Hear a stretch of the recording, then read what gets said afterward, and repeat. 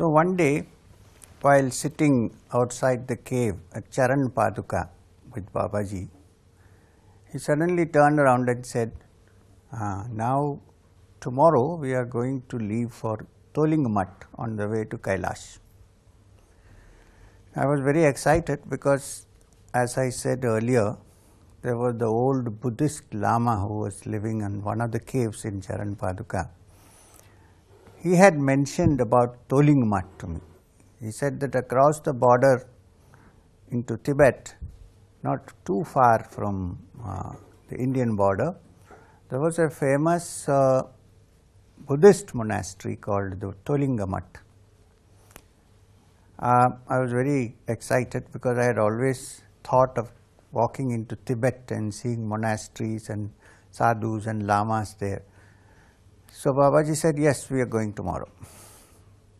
So all preparations were made. In the morning, we went to see the Ravalji.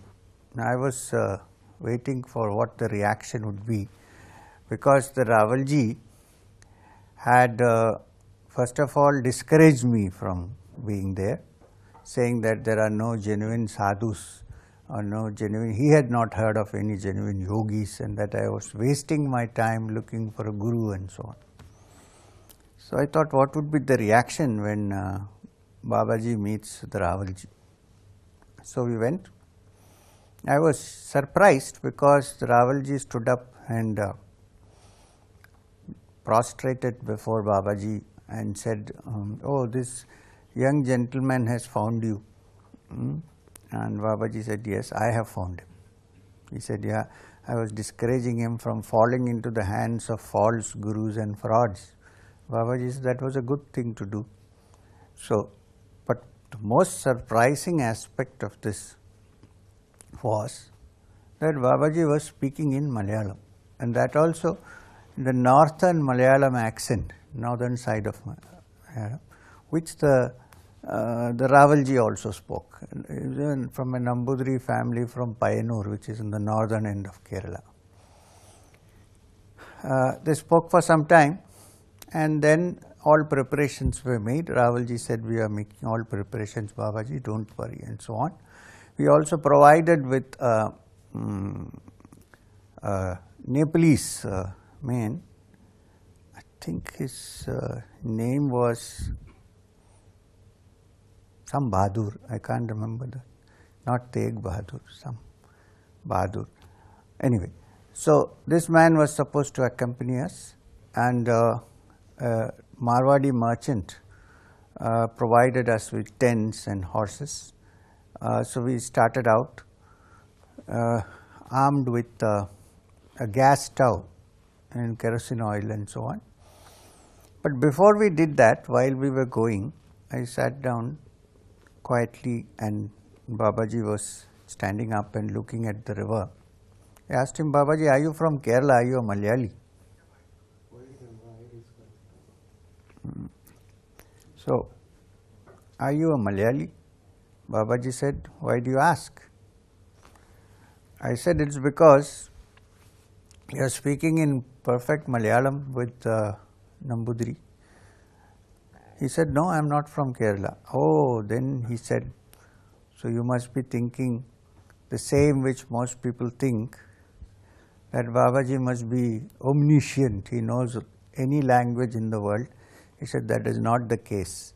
He said, there is no human being on this earth born of a father and mother biologically who is omnipresent, omnipotent or omniscient. He said, there are always limitations, there is no such thing. I said, then how do you know the Malayalam which you are talking, since you are not from Kerala? He said, but there are ways in which you can connect to somebody else's brain and understand temporarily what that person is thinking of, tune into somebody's brain and use his knowledge. That's all one can do. Nobody can be omniscient.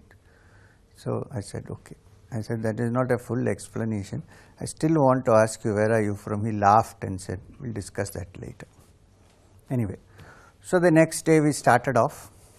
Babaji, the Nepalese Gurkha, I started calling him simply Bahadur. So Bahadur and myself, plus 2 horses, one for carrying the tents and other things and one for emergencies, some cooking pots and gas stove and so on, with good supply of drinking water, which was put in pots and tied on both sides of the podi.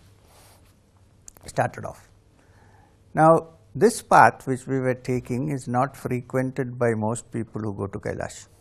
It's the old route which is supposed to have been the route taken by Sri Rama when he visited Kailash in the ancient times.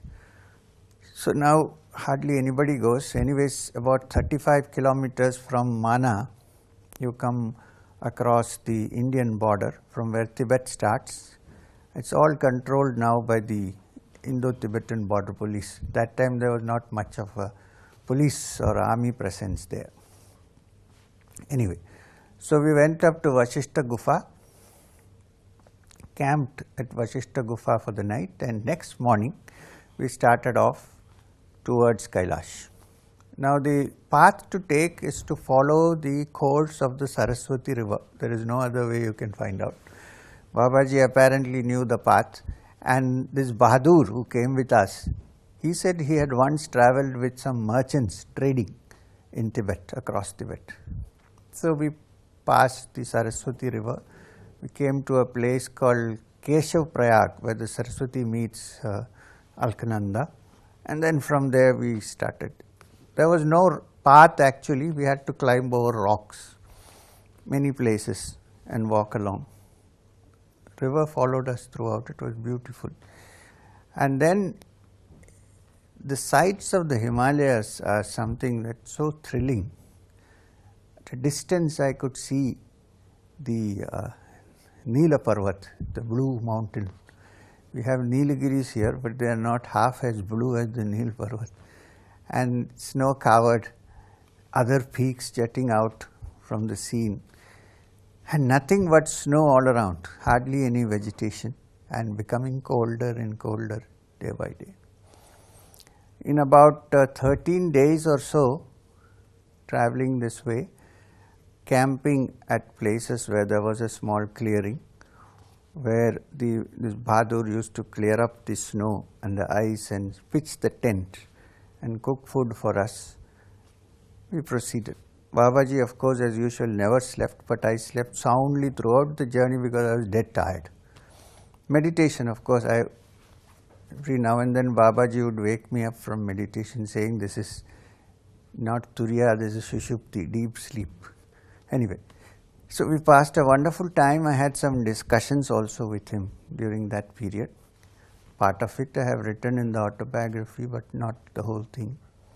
One was about the Nath Panth to which he belonged. And the other was his connection with Sri Guru Babaji, who was his guru. So this, finally we came to the Mana Pass, the famous Mana Pass. We crossed the Mana Pass. It took us a whole day to go because the Mana Pass is 18,000 miles above sea level. So we had to cross it. While we were crossing, there was a terrible storm. Somehow we managed, although I was shivering. The Gurkha had a lot of experience in that, so he was fine. He wore a thick coat, but Babaji, as usual, wore only the small cloth which he normally wore, bare-bodied.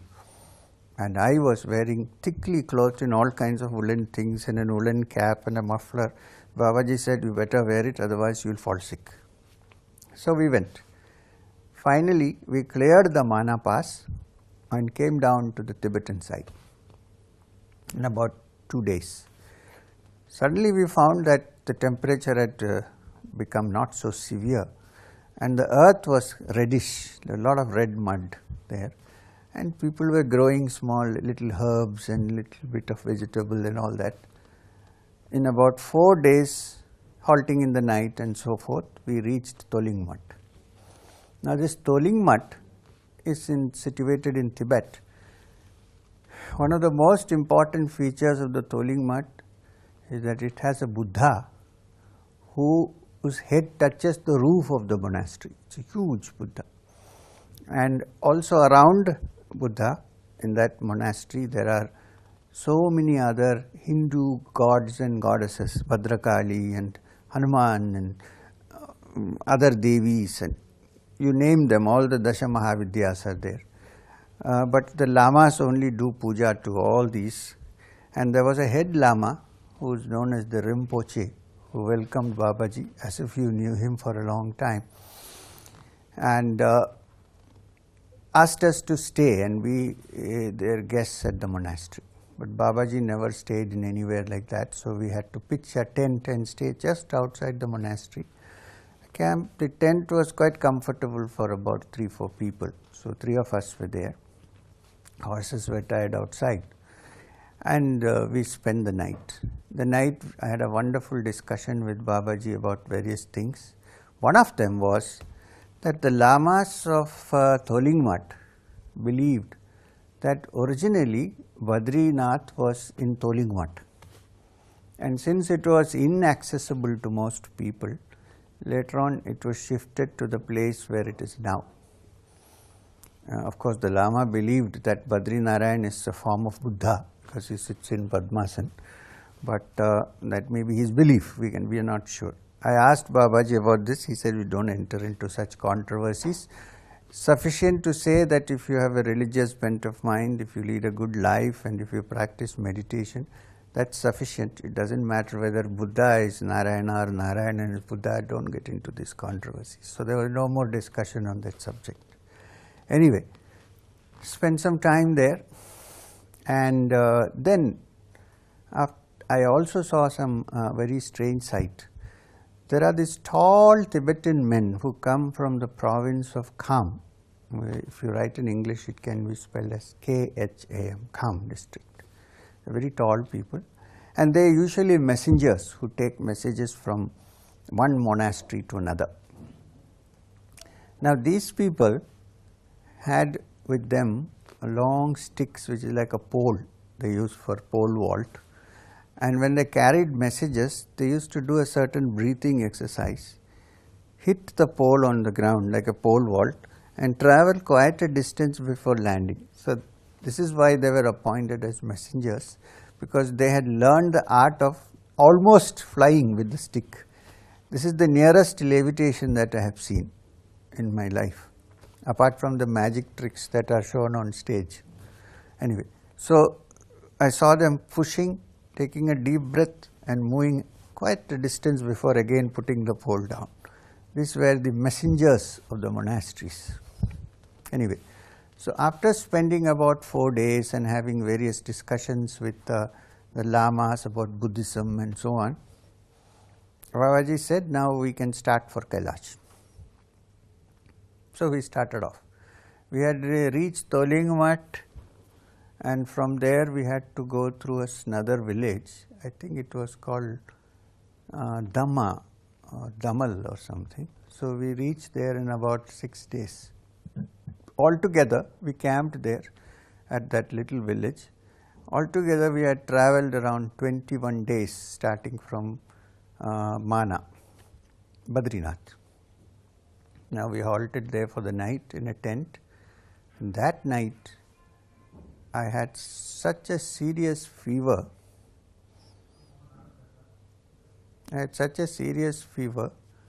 That the temperature was so high that I started getting convulsions. So Babaji said, no Kailash for you this time, we have to go back. I said, but Babaji, I wanted to go to Kailash.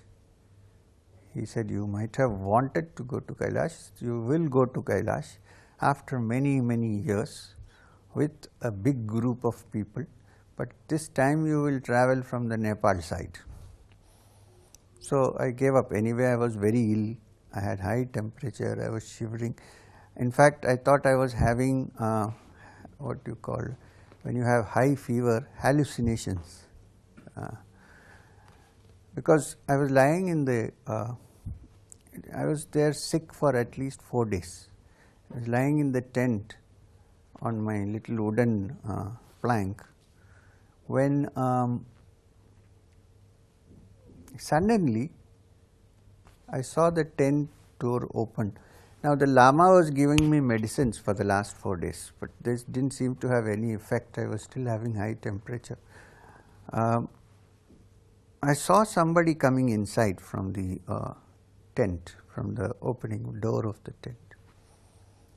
Now this person who came from the door didn't look like a human being.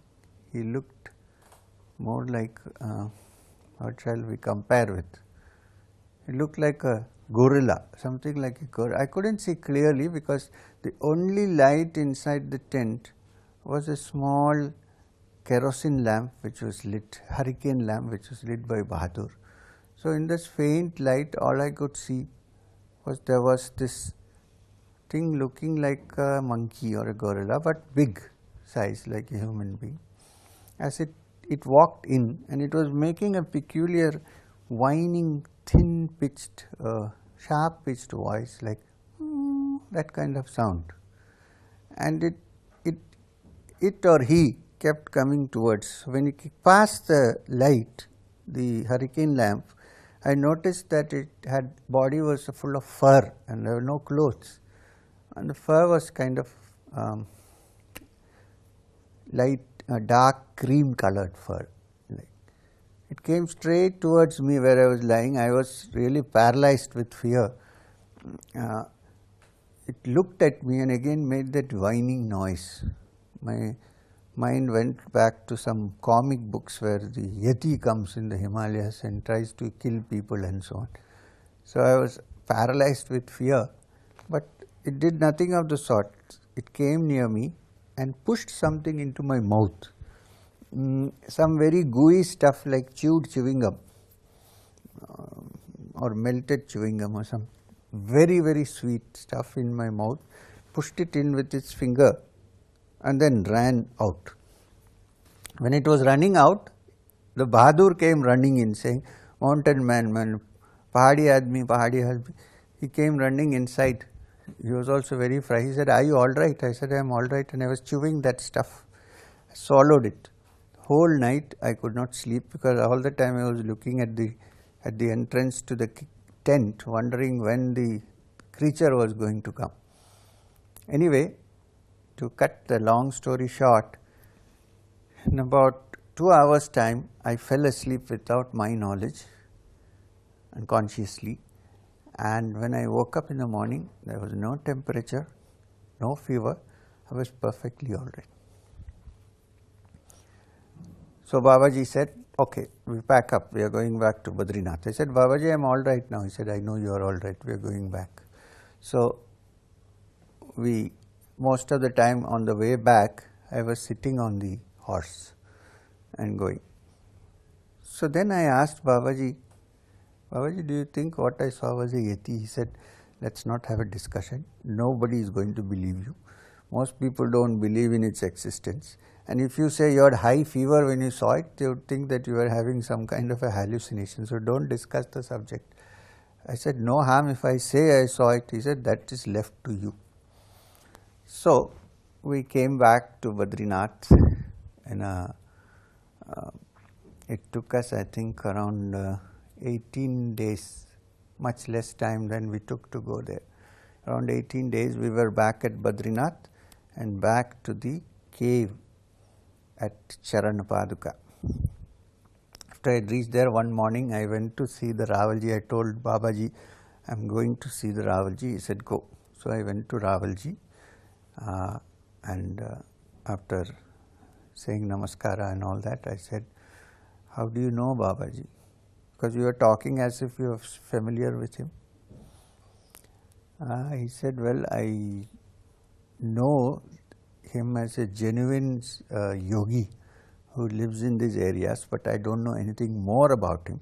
But my forefathers have said 3 successors, and before that my father has said that they have also met him.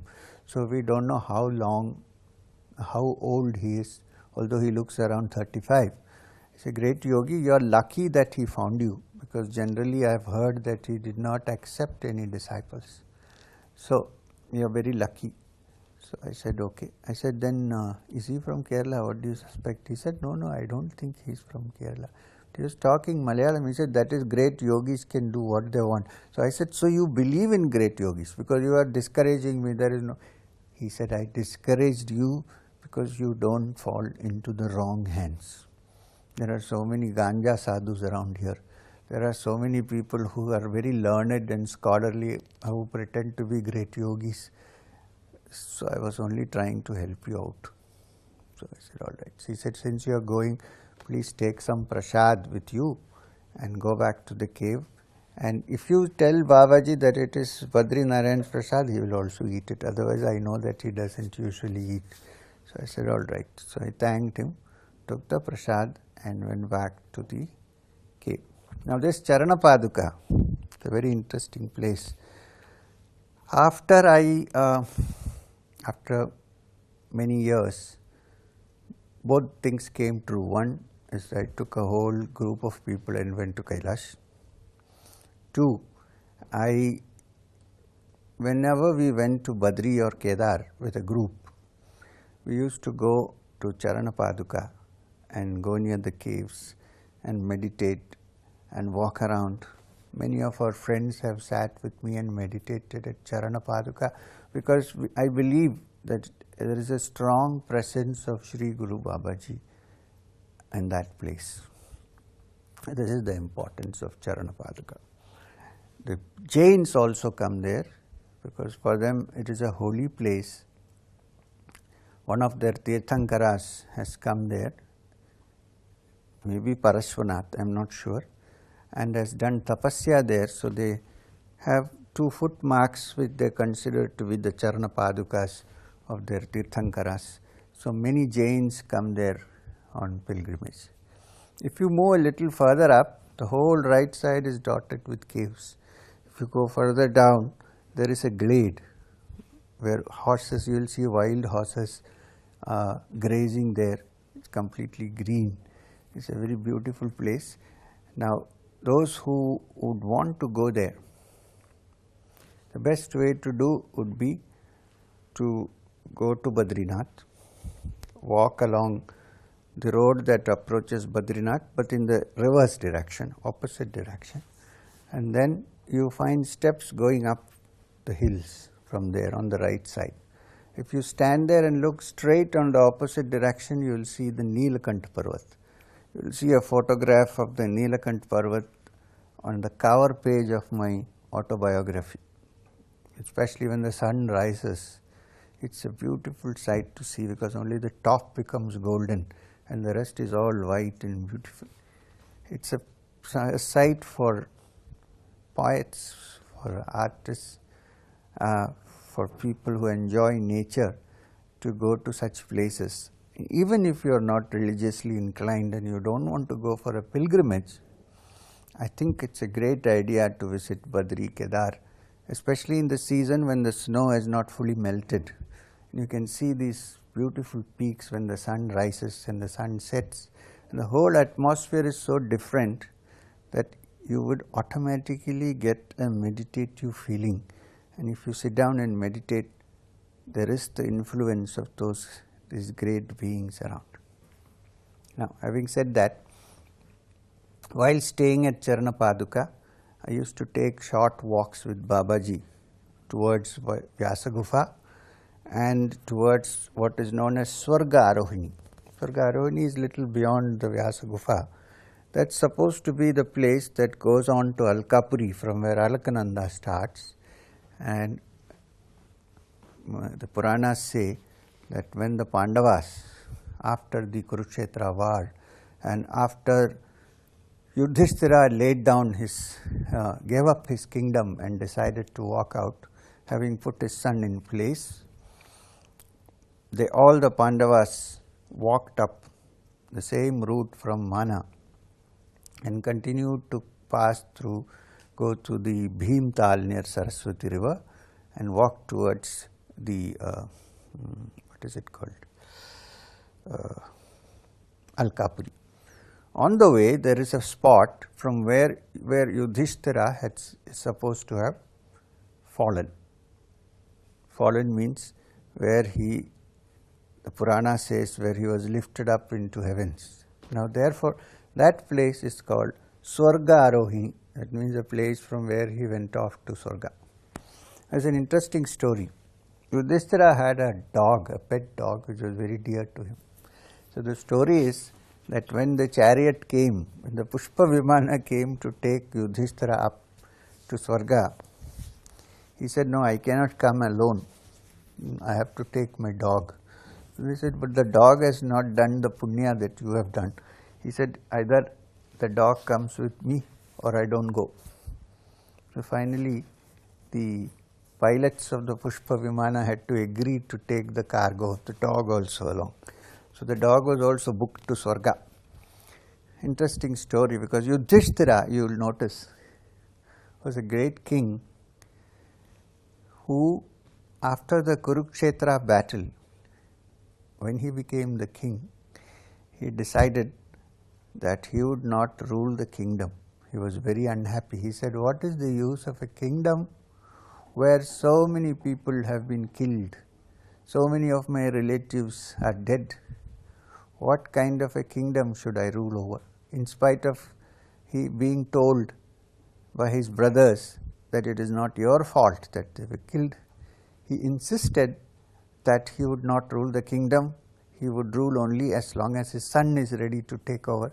And then he moved off into the mountains to the Badrinath and Kedar towards his complete freedom.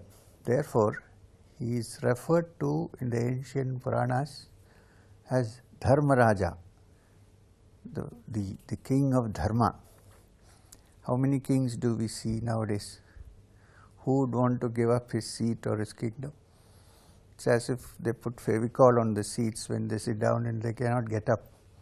So these are the great kings who are not only rulers but also great saints, people whose mind had expanded and become spiritual.